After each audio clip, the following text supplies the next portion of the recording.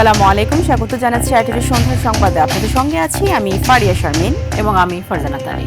রাজধানীর বিজয়নগরে অজ্ঞাত বন্দুকধারীর হামলায় গুলিবিদ্ধ হয়েছেন ঢাকা ৮ আসনের সম্ভাব্য স্বতন্ত্র প্রার্থী ও ইনকিলাব মঞ্চের মুখপাত্র শরীফ ওসমান হাদী। জুমার নামাজের পর দুপুর ১:১২টার দিকে বিজয়নগর পানির ট্যাঙ্কের সামনে এই হামলা হয়। সর্বশেষ তথ্য অনুযায়ী মাথার ভেতরে গুলি থাকায় হাদীর সার্জারি চলছে। অবস্থা আশঙ্কাজনক হওয়ায় তাকে লাইফ সাপোর্টে রাখা হয়েছে বলে জানান ঢাকা মেডিকেলের পরিচালক ব্রিগেডিয়ার জেনারেল মোহাম্মদ আসাদুজ্জামান। বিস্তারিত বিনিয়ামিনের রিপোর্টে। ইনকিলাব মঞ্চের মুখপাত্র এবং ঢাকা ৮ আসনের এমপি পদপ্রার্থী শরীফ ওসমান হাদীকে গুলি করেছে দুর্বৃত্তরা। আশঙ্কাজনক অবস্থায় উদ্ধার করে তাকে ঢাকা মেডিকেল হাসপাতালে নেওয়া হয়। মাথার ভেতরে এখনও গুলি থাকায় সেখানে তার সার্জারির কথা জানান ঢাকা মেডিকেল কলেজ হাসপাতালের পরিচালক। এর আগে দুপুর ২টা ২০ রাজধানীর বিজয়নগরের বক্স কালভার্ট এলাকায় হাদীর ওপর গুলি চালায় দুর্বৃত্তরা। প্রত্যক্ষদর্শীরা জানান জুম্মার নামাজ শেষে রিকশায় করে মতিঝিল বিজয়নগর কালভার্ট এলাকা দিয়ে যাওয়ার সময় দুটি মোটর সাইকেলে করে এসে তার ওপর গুলি চালায় হামলাকারীরা। গুলিটি লাগে তার বাম কানের নিচে। আশেপাশের সিসিটিভি ফুটেজে দেখা যায় গুলি চালানোর পর মোটর সাইকেলে করে দ্রুত গতিতে পালিয়ে যায় হামলাকারীরা। এরপর স্থানীয়রা হাদীকে ওই রিকশায় করেই হাসপাতালে নিয়ে যায়। এ খবর ছড়িয়ে পড়ার পর ঢাকা মেডিকেলের সামনে ভিড় করে জুলাই যোদ্ধাসহ বিভিন্ন দলের নেতাকর্মীরা। হাসপাতালে ছুটে যান জাতীয় নাগরিক পার্টির আহ্বায়ক নাহিদ ইসলাম সহ দলটির নেতাকর্মীরাও। হাদীকে দেখতে যান ঢাকা ৮ আসনের বিএনপি প্রার্থী ও স্থায়ী কমিটির সদস্য মির্জা আব্বাসও। ভিড় সামলাতে ও নিরাপত্তা জোরদারে হাসপাতালের সামনে মোতায়েন করা হয় সেনাবাহিনী।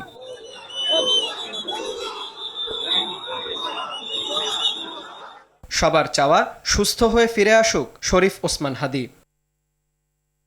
Binyamin, RTV. Dhaka medical college হাসপাতাল ও বিজয়নগর এলাকায় রয়েছেন সহকর্মী এয়ার বাদল এবং মোহাম্মদ সাইম। প্রথমে চলে যাচ্ছি ঢাকা মেডিকেলে। বাদল শুনতে পাচ্ছেন নিশ্চয়ই আমাকে? আমরা জেনেছি যে হাদীর মাথা অস্ত্রোপচার হয়েছে। অস্ত্রোপচারের পরে হাদীর বর্তমান শারীরিক অবস্থা কেমন, ডাক্তাররা কি বলছেন?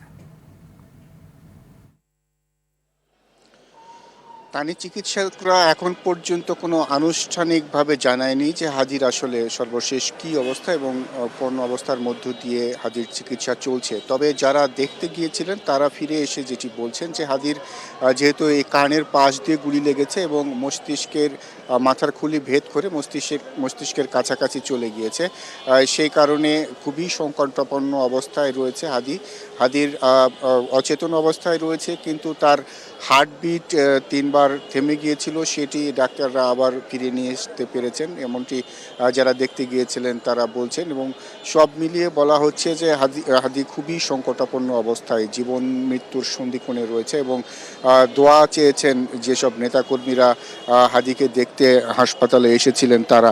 আপনাকে যদি দেখায় হাসপাতালের সামনে কী রকমের এক ভিড় দেখতে পাচ্ছেন।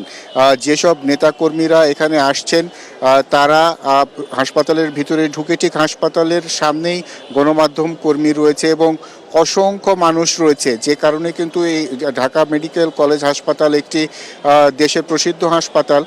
এখানে সাধারণ যারা মুমূর্ষ রোগী আসে তাদের চিকিৎসার কিন্তু ব্যাঘাত ঘটছে। এই জায়গাটিতে আমরা একটা বিশৃঙ্খলা দেখতে পাচ্ছি। এখানে সেনাবাহিনীর টিম রয়েছে, বিজিবি রয়েছে, র্যাব রয়েছে, পুলিশের নিরাপত্তা বাড়ানো হয়েছে, কিন্তু কোনো শৃঙ্খলা নেই। এখানে সাধারণ মানুষেরও চিকিৎসার ব্যাঘাতের পাশাপাশি চলাফেরা করতেও খুবই বেগ পেতে হচ্ছে। এবং দেখছেন আপনি অনেক দূরে, এমার্জেন্সির গেট থেকে অনেক দূরে মুমূর্ষ রোগীদেরকে গাড়ি থেকে নামানো হচ্ছে এবং তাদেরকে এখান থেকে অনেক সময় পাজাকোলা করে বা ট্রলিতে করে ভিড় ঠেলে নিয়ে যেতে হচ্ছে। এরকম একটা পরিস্থিতির মধ্যে দিয়ে যাচ্ছে।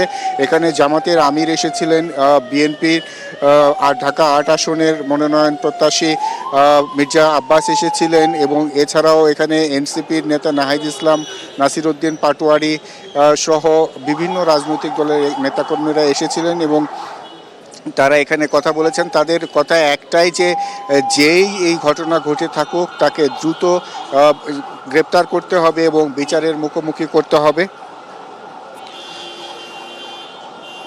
আহ, এখানে সবার দাবি একটাই যে দ্রুত এই অপরাধীদের গ্রেপ্তার করতে হবে এবং তাদেরকে গ্রেপ্তার করে শাস্তির মুখোমুখি করতে হবে। সামনে নির্বাচন, এই নির্বাচন নিয়ে বৃহৎ একটি ষড়যন্ত্রের অংশ হিসেবে তারা হাদির উপরেই আক্রমণকে দেখছেন। এই মুহূর্তে বিজয়নগরে সায়েম রয়েছে, সায়েমের কাছে জানতে চাইবো, সায়েম, বিজয়নগরে আপনি এখন কি পরিস্থিতি দেখতে পাচ্ছেন? জি, বাদল, আপনি যেমনটি বলছিলেন যে আজকে কিন্তু জুমার নামাজের পরে ঢাকা ৮ আসনের সম্ভাব্য স্বতন্ত্র প্রার্থী জনাব ওসমান হাদি তিনি তার নির্বাচনী প্রচারণায় কিন্তু বের হয়েছিলেন এবং আমাদের কাছে আমরা যতটুকু জানতে পেরেছি যে ফকিরাপুল হয়ে তিনি বিজয়নগরের দিকে এখান থেকে যাচ্ছিলেন, রিক্সাযোগে তিনি যাচ্ছিলেন।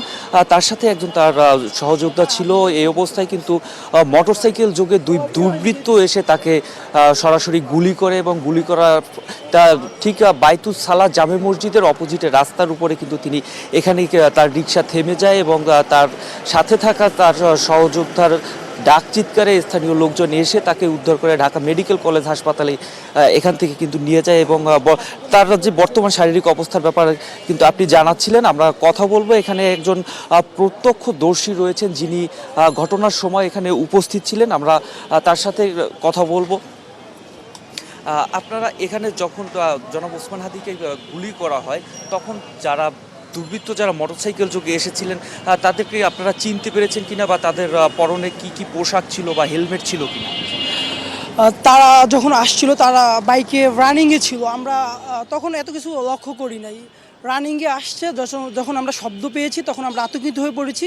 আমরা তাদের বাইকের দিকে কোনো লক্ষ্য করিনি। এমনি আমিও আবার অনেকের মুখ থেকে শুনছি যে চাদর পরা ছিল, কিন্তু আমি তাদের দিকে ভালোভাবে লক্ষ্য করি নাই। যখন বাঁচাও বাঁচাও বলে চিৎকার করছিল তখন এসে দেখলাম তার হাত বেয়ে বেয়ে রক্ত পড়ছে, তখন এসে তাকে হসপিটাল নিয়ে গেল।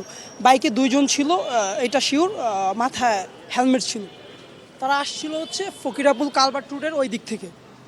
জি, আমরা কথা বলছিলাম এখানে একজন প্রত্যক্ষদর্শীর সাথে, যারা তিনি এখানে কিন্তু ঘটনাস্থলে যখন ওসমান হাদিকে গুলি করা হয় তো তিনি উপস্থিত ছিলেন এবং তিনি কিন্তু বর্ণনা দিয়েছিলেন, কিন্তু তাদের মাথায় হেলমেট পরিধান অবস্থায় থাকায় কিন্তু দুর্বৃত্তদের যারা হামলাকারীদেরকে কিন্তু শনাক্ত করা সম্ভব হয়নি। এর আগে কিন্তু পুলিশ প্রশাসনের বিভিন্ন ইউনিট এসে এখান থেকে আলামত সংগ্রহ করেছেন এবং তারা সিসিটিভি ফুটেজ দেখে দুর্বৃত্তদের গ্রেপ্তারের জন্য চেষ্টা অব্যাহত রয়েছে। এই ছিল আমার কাছে বিজয়নগর থেকে সর্বশেষ। বাদল এবং সায়েম, আপনাদের দুজনকে ধন্যবাদ। দর্শক, আমাদের সাথে যুক্ত ছিলেন ঢাকা মেডিকেল কলেজ থেকে AR বাদল এবং বিজয়নগর থেকে আমাদের আরেক সহকর্মী সায়েম। ওসমান হাদিকে হত্যা চেষ্টা, নির্বাচন বানচাল এবং স্বাধীনতা সার্বভৌমত্ব ধ্বংসের ষড়যন্ত্র হিসেবে দেখছেন বিএনপির ভারপ্রাপ্ত চেয়ারম্যান তারেক রহমান। ঘটনায় জড়িতদের খুঁজে বের করতে প্রশাসনকে সব ধরনের সহযোগিতার জন্য নেতাকর্মীদের নির্দেশনা দিয়েছেন তিনি। রাজধানীর কৃষিবিদ ইনস্টিটিউটে বিএনপি আয়োজিত সপ্তাহব্যাপী দেশ গড়ার পরিকল্পনা শীর্ষক কর্মসূচির ৬ষ্ঠ দিনে ভার্চুয়ালি যোগ দিয়ে এসব কথা বলেন তিনি। অপরাধীদের দ্রুত গ্রেফতারের দাবিতে শনিবার সারা দেশে বিক্ষোভ করবে বিএনপি। রিপোর্ট করছেন রুদ্র রফিক। রাজধানীর কৃষিবিদ ইনস্টিটিউটে বিএনপি আয়োজিত সপ্তাহব্যাপী দেশ গড়ার পরিকল্পনা শীর্ষক কর্মসূচির ৬ষ্ঠ দিনে যোগ দেন ছাত্রদলের নেতাকর্মীরা। দিনব্যাপী এই কর্মশালার উদ্বোধন করেন স্থায়ী কমিটির সদস্য সালাউদ্দিন আহমদ। কর্মশালা চলাকালীন ইনকিলাব মঞ্চের মুখপাত্র ওসমান হাদির উপর হামলার ঘটনা ঘটে। এই ঘটনার প্রতিবাদে তাৎক্ষণিক কর্মসূচি ঘোষণা করে বিএনপি। তদন্ত করে খুঁজে বের করে দৃষ্টান্তমূলক শাস্তির দাবিতে বাংলাদেশ জাতীয়তাবাদী দল ঢাকা সহ সারা দেশে বিক্ষোভ মিছিল করবে।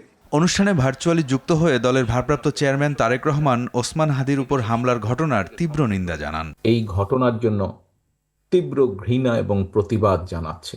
যারা তদন্ত করবে, সত্যিকার অপরাধীকে যারা ধরবে, আমাদের অবস্থান থেকে যতটুকু সম্ভব আমরা সর্বোচ্চ সহযোগিতা করব।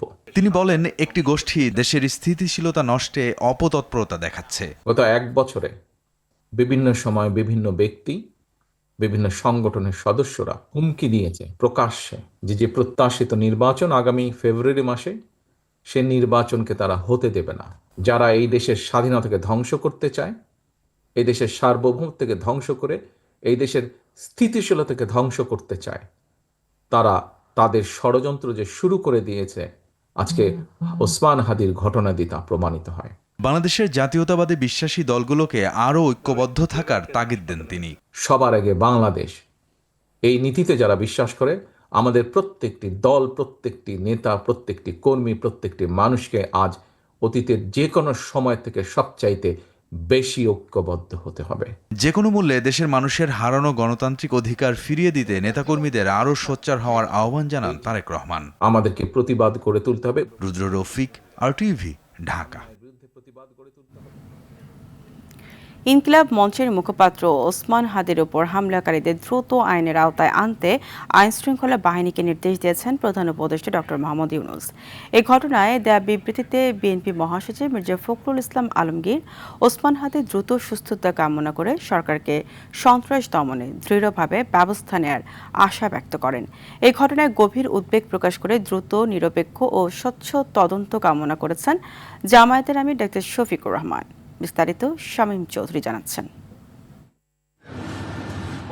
রাজধানীর বিজয়নগর এলাকায় ইনকিলাব মঞ্চের মুখপাত্র ও ঢাকা ৮ আসনের সম্ভাব্য স্বতন্ত্র প্রার্থী শরীফ ওসমান হাদি দুর্বৃত্তদের গুলিতে গুরুতর আহত হওয়ার ঘটনায় গভীর উদ্বেগ জানিয়েছে অন্তর্বর্তীকালীন সরকারের প্রধান উপদেষ্টা প্রফেসর ডক্টর মোহাম্মদ ইউনূস। তিনি বলেন, নির্বাচনী পরিবেশে এমন সহিংস হামলা একেবারেই অগ্রহণযোগ্য।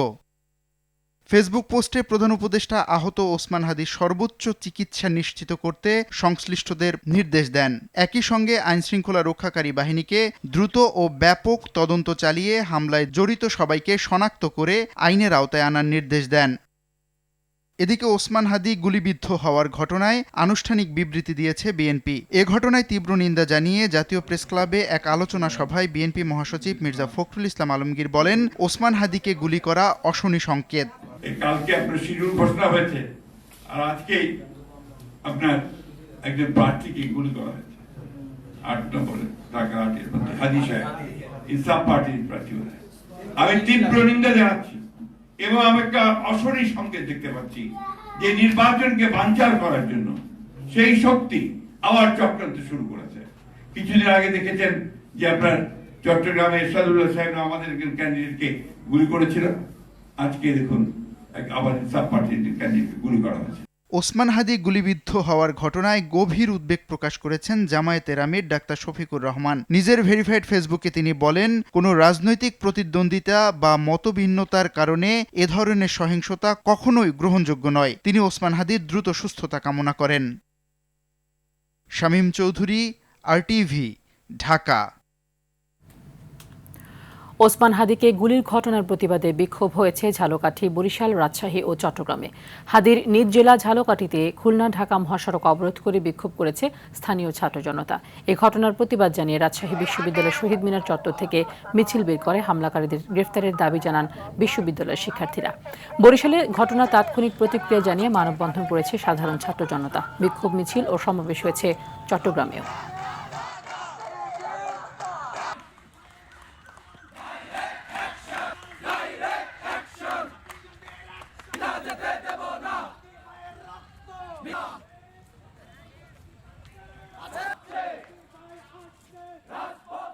কালকে যে হামলা হবে না তার গ্যারান্টি কি? আমরা এই জন্য এসেছি, এই রাজপথে নেমেছি। যতক্ষণ পর্যন্ত এর বিচার না হবে ততক্ষণ পর্যন্ত আমরা রাজপথ ছাড়বো না। তারা আমাদেরকে গুলি করে, তারা আমাদেরকে রাস্তায় কুপিয়ে কখনো থামাতে পারে নাই, থামাতে পারবে না ইনশাআল্লাহ। হামলা হয়েছে, আমরা মনে করি এর সাথে ভারতীয় আধিপত্যবাদ এবং মুজিব গুন্ডারা।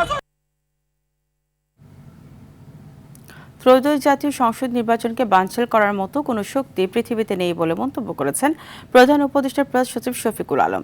সকালে শরীয়তপুরের নড়িয়ার সুরেশ্বর দরবার শরীফ জিয়ারত শেষে সাংবাদিকদের প্রশ্নের জবাবে কথা বলেন তিনি। এ সময় তিনি আরও বলেন, দেশের মানুষ নির্বাচনের জন্য অধীর আগ্রহে আছেন। যারা আইন হাতে তুলে নেওয়ার চেষ্টা করবে এবং আইন শৃঙ্খলা অবনতি করার চেষ্টা করবে তাদের কঠোর হাতে দমন করা হবে। এছাড়া যারা অনৈতিক দাবি নিয়ে নির্বাচন বানচাল করার চেষ্টা করবে তাদেরকে সরকার কঠোর হাতে দমন করবে বলেও জানান তিনি।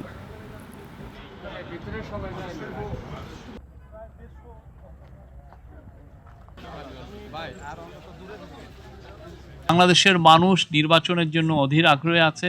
কোনো ধরনের কোনো চ্যালেঞ্জ কিছু না। কোনো ধরনের। আর যারা আইন শৃঙ্খলা অবনতি করার চেষ্টা করবে, আপনারা দেখেছেন কালকে আমরা কয়েকজনকে অ্যারেস্ট করা হয়েছে। যারা এটা করবেন, যারা আইন হাতে তুলে নেওয়ার চেষ্টা করবেন, কঠোর হাতে দমন করা হবে। ইনশাল্লাহ পৃথিবীর কোনো শক্তি নাই এই নির্বাচনকে ডিসরাপ্ট করার মতো, কোনো শক্তি নেই। ৪৮ ঘন্টার মধ্যে ব্যানার, পোস্টার, ফেস্টুন সহ বিভিন্ন প্রচার উপকরণ নিজ দায়িত্বে সরিয়ে নেওয়ার আহ্বান জানিয়েছেন বাংলাদেশ জামায়াতে ইসলামীর আমির ডাক্তার শফিকুর রহমান। শুক্রবার নিজ ভেরিফাইড ফেসবুক পেজে দেওয়া এক পোস্টে দলটির সব পর্যায়ের দায়িত্বশীল নেতাকর্মীদের প্রতি এই আহ্বান জানান তিনি। জামায়াত আমির লেখেন, বৃহস্পতিবার ত্রয়োদশ জাতীয় সংসদ নির্বাচনে তফসিল ঘোষণা করা হয়েছে। ঘোষিত এই নির্বাচনকে সুষ্ঠু ও সফল করার জন্য যৌক্তিক সব ধরনের সহযোগিতার জন্য বাংলাদেশ জামায়াত ইসলামী প্রস্তুত রয়েছে।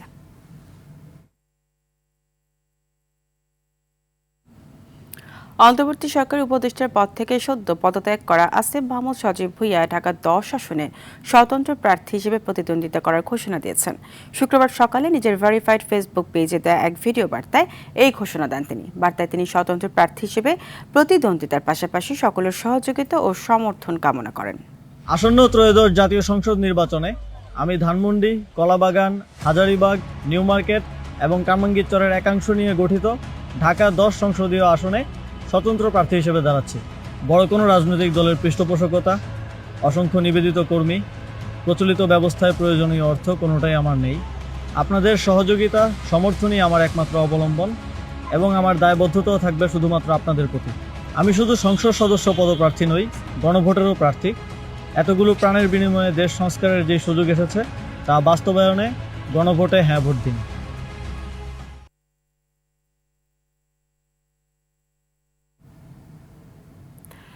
সহসায় নির্বাচন দেবে না অন্তর্বর্তী সরকার। জাতীয় নির্বাচন ও গণভোটের তফসিল ঘোষণার মধ্য দিয়ে এমন ন্যারেটিভ ভেঙে দিয়েছেন ডক্টর ইউনূস। এখন চ্যালেঞ্জ অবাধ, সুষ্ঠু ও সহিংসতা মুক্ত ভোট গ্রহণ। তফসিল পরবর্তী প্রতিক্রিয়ায় এমনটাই বলেছেন রাজনীতি বিশ্লেষকরা। এজন্য সরকারকে শক্ত হাতে সবকিছু মোকাবিলার পরামর্শ দিয়েছেন তারা। আরও জানাচ্ছেন খান আলামিন। নির্বাচনী ট্রেনের হুইসেল গত 6 মাস ধরেই বাজাচ্ছিলেন অন্তর্বর্তী সরকারের উপদেষ্টা পরিষদের সদস্য থেকে শুরু করে প্রধান উপদেষ্টা নিজেও।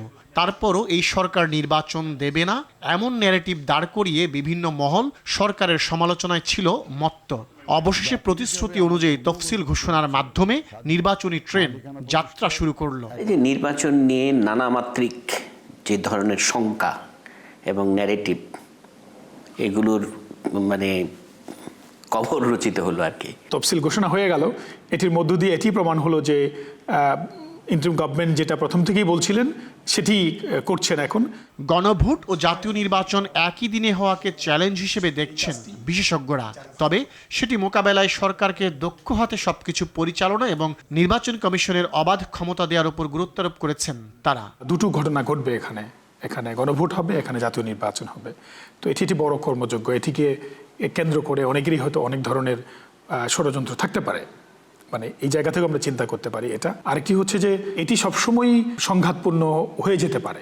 ফলে নির্বাচন কমিশন এবং স্বরাষ্ট্র মন্ত্রণালয়, সরকার, আইনশৃঙ্খলা বাহিনী, বাংলাদেশের আর্মি, সবাইকে এই জায়গাটিতে তৎপর থাকতে হবে। নির্বাচনটা হবে এটা বলতে পারছি, কিন্তু কিরকম নির্বাচন হবে সেটা বলতে পারছি না। সেটা নির্ভর করবে অনেকগুলো বিষয়ের উপরে। নির্বাচন কমিশনের ভূমিকা, সরকারের রাজনৈতিক সদিচ্ছা। দীর্ঘ 16 বছর ধরে ভোট দিতে না পারা নাগরিকরা এবার সহিংসতামুক্ত পরিবেশ পেলে ভোট উৎসবে মেতে উঠবে বলে বিশ্বাস বিশ্লেষকদের। সহিংসতা মুক্ত রাখতে পারেন তাহলে ভোটাররা এবার অনেক বেশি সংখ্যায় মানুষ স্বতঃস্ফূর্তভাবে ভোট দিতে আসবে। আর যদি সহিংসতার আশঙ্কা দেখা দেয় বা সহিংসতা হয়, তাহলে এটা ভোটের উপরে একটা প্রভাব পড়বে। এই নির্বাচনে জনগণ ভোটকে একটা ফেস্টিভ্যালের জায়গা থেকে দেখবে এবং প্রচুর মানুষজন ভোট দিতে আসবে। কারণ রাজনৈতিক যে চর্চা, এটির একটি বড় মাধ্যম হচ্ছে ভোটে অংশগ্রহণ। তো এইবারে নির্বাচনের মধ্য দিয়ে মানুষ সেই চর্চাটি করবেন। পতিত স্বৈরাচার ভোটের পরিবেশ বিঘ্ন ঘটাতে তৎপর থাকবে মন্তব্য করে সরকারকে সজাগ থাকার আহ্বান জানিয়েছেন রাজনীতি বিশ্লেষকরা। খান আলামিন, RTV, ঢাকা। কিডনির কার্যক্ষমতা বন্ধ হয়ে যাওয়ায় বেগম খালেদা জিয়ার ডায়ালাইসিস শুরু করা হয়েছে এবং তা এখনও নিয়মিত দিতে হচ্ছে বলে জানিয়েছে গঠিত মেডিকেল বোর্ড। বৃহস্পতিবার সন্ধ্যায় বোর্ডের পক্ষে এক বিজ্ঞপ্তিতে এসব তথ্য জানান প্রফেসর ডাক্তার শাহাব উদ্দিন তালুকদার। এতে বলা হয়, গত কয়েকদিনের বিভিন্ন পরীক্ষা নিরীক্ষায় খালেদা জিয়ার স্বাস্থ্যে বেশ কিছু জটিলতা পরিলক্ষিত হয়। শ্বাসকষ্ট বেড়ে যাওয়া, রক্তে অক্সিজেনের পরিমাণ কমে যাওয়া এবং কার্বন ডাইঅক্সাইডের মাত্রা বেড়ে যাওয়ায় তাকে হাই ফ্লো ন্যাসাল ক্যানোলা এবং বাইপ্যাপ মেশিনের মাধ্যমে চিকিৎসা দেওয়া হয়। অবস্থার উন্নতি না হওয়ায় ফুসফুস ও অন্যান্য অর্গানকে বিশ্রাম দেওয়ার জন্য খালেদা জিয়াকে ইলেকট্রিক ভেন্টিলেটর সাপোর্টে নেওয়া হয়েছে। কোনো অনুমান বা ভুল তথ্য প্রচার না করে মেডিকেল বোর্ডের প্রতি আস্থা রাখতে বিজ্ঞপ্তিতে আহ্বান জানানো হয়। বেগম খালেদা জিয়ার রোগ মুক্তি কামনায় কয়েক জেলায় দোয়া মোনাজাত করা হয়েছে। সাভারের আমিনবাজারে খালেদা জিয়ার রোগ মুক্তি কামনায় আয়োজিত দোয়া মাহফিল ও মতবিনিময় সভায় উপস্থিত ছিলেন খালেদা জিয়ার উপদেষ্টা আমানুল্লাহ আমান। এ সময় নির্বাচনের দিন এজেন্টরা ফলাফল নিয়ে বের না হওয়া পর্যন্ত দলের নেতাকর্মীদের ভোট কেন্দ্র পাহারা দেওয়ার নির্দেশ দেন তিনি। বরিশাল নগরীর হরিণা ফুলিয়া সরকারি প্রাথমিক বিদ্যালয় মাঠে দোয়া মাহফিলের অনুষ্ঠিত হয়েছে।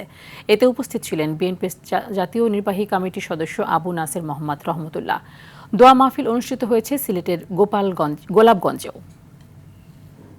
আবারও ঢাকা দক্ষিণ সিটি কর্পোরেশনের ট্রাক চাপায় প্রাণ গেল 2 বিশ্ববিদ্যালয় শিক্ষার্থীর। গতরাতে ডেমরার কোনাপাড়ায় এই ঘটনা ঘটে।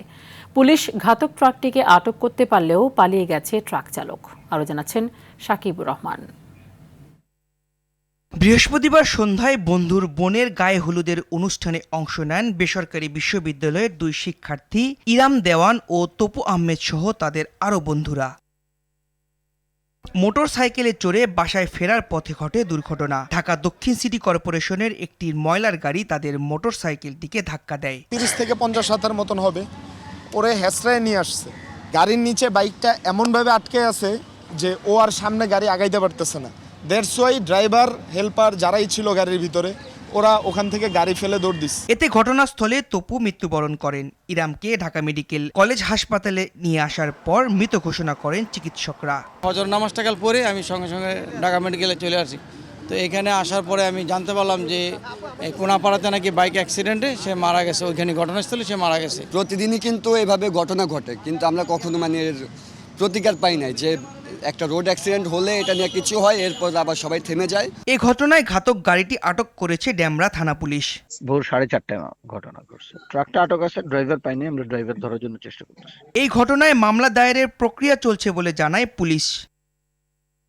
সাকিবুর রহমান, RTV, ঢাকা।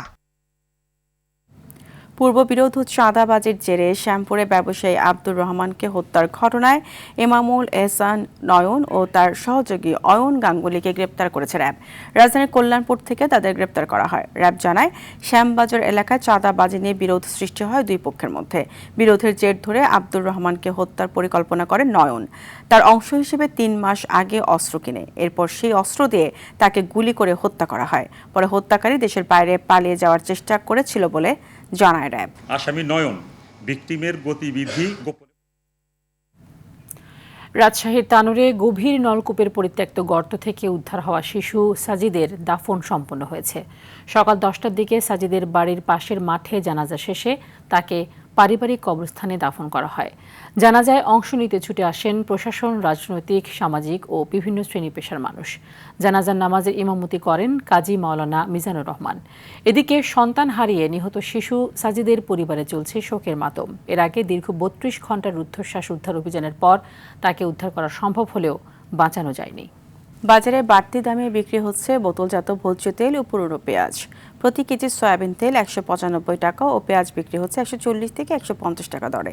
গত 5 দিন আগে ভোজ্য তেল নতুন মূল্য নির্ধারণ করে বিজ্ঞপ্তি প্রকাশ করে Bangladesh vegetable oil refiners and Vanaspati manufacturers association. এদিকে গত সপ্তাহে হঠাৎ করে পেঁয়াজের দাম বাড়ার পর বাংলাদেশ কৃষি সম্প্রসারণ অধিদপ্তর থেকে 1500 কেজি পেঁয়াজ আমদানির অনুমোদন দেয়। এর ফলে পেঁয়াজের দাম কমার কথা থাকলেও বাজারে বিক্রি হচ্ছে আগের দামেই। তবে কমেছে ডিমের দাম, কমতির দিকে বেশিরভাগ সবজির দামও। ময়মনসিংহে শুরু হয়েছে 2 দিনব্যাপী আকিজ বেকার্স লিমিটেডের ফান্টাস্টিক কেক কার্নিভাল। শুক্র ও শনিবার সকাল 10টা থেকে রাত 10টা পর্যন্ত চলবে এই কার্নিভাল। প্রথম দিনেই কার্নিভালের ফান জোন শিশু কিশোরদের মিলন মেলায় পরিণত হয়। অনুষ্ঠানের বড় আকর্ষণ ছিল কেক খাওয়ার প্রতিযোগিতা, যেখানে অংশ নেওয়া প্রতি 10 জনের মধ্যে বিজয়ী একজনকে পুরস্কার দেওয়া হয়।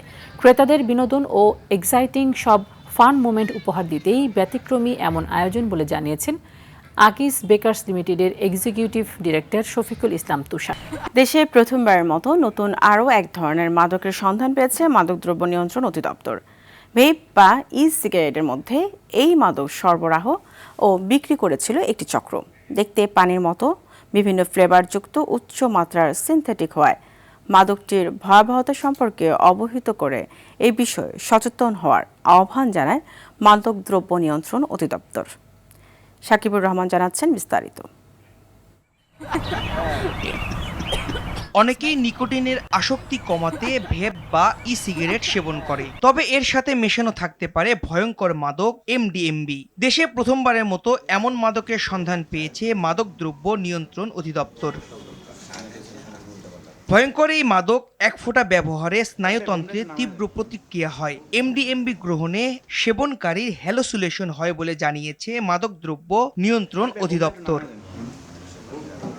মালয়েশিয়া থেকে আসা এই মাদক ই সিগারেটের সাথে মিশিয়ে বিক্রি করছিল একটি চক্র। মূল হোতাসহ চক্রের 4 সদস্যকে গ্রেফতার করা হয়েছে। শুক্রবার সংবাদ সম্মেলনে এমন তথ্য জানায় মাদকদ্রব্য নিয়ন্ত্রণ অধিদপ্তর।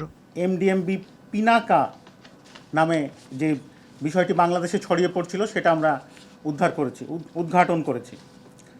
আমরা এ পর্যন্ত 4 জন আসামি গ্রেপ্তার করেছি। সাম্প্রতিক সময় দেশে ভেপ এবং ই সিগারেটসের কার্টিজের ভেতরে গোপনে মেশানো শুরু হয়েছে তরল মাদক সিনথেটিক ড্রাগ MDMB-5F পিনাকা। এটার যে কয়েক ফোঁটায় মানুষের স্নায়ুতন্ত্র বিপর্যস্ত করে দিতে সক্ষম। সংবাদ সম্মেলনে আরও জানানো হয়, চক্রটি ফেসবুক ও হোয়াটসঅ্যাপে বিভিন্ন গ্রুপের মাধ্যমে মাদক বিক্রি করত। শয়তানের নিঃশ্বাসের চেয়েও ভয়ঙ্কর এই নতুন মাদক MDMA। যে ধরনের মাদক, এটা সাধারণত ওই অন্যান্য মাদকগুলো যেভাবে বিক্রি হয় সেভাবে তারা এখনো শুরু করতে পারেনি। আমরা যখনই ট্রেস করেছি যে হ্যাঁ এটা অনলাইনের মাধ্যমে ক্লোজড গ্রুপের কাছে বিক্রয় করা হচ্ছে, আমরা সেখানে হিট করেছি। আমরা আমাদের প্রযুক্তি এবং আমাদের ম্যান পাওয়ারকে ইউজ করে right balance of technology and human resource আমরা এটাকে উদ্ধার করেছি। মাদকদ্রব্য নিয়ন্ত্রণ অধিদপ্তর বলছে, MDMAর ভয়াবহতা বিবেচনায় এটিকে খ থেকে ক শ্রেণীভুক্ত করা হবে, যা আন্তর্জাতিকভাবে নেক্সট জেনারেশন সিনথেটিক ড্রাগ হিসেবে ট্রিট করা হচ্ছে। সাকিবুর রহমান, RTV, ঢাকা। সন্ধ্যার সংবাদ এই পর্যন্ত। রাতের সংবাদ 11:15টায় দেখার আমন্ত্রণ রইল। ধন্যবাদ সবাইকে।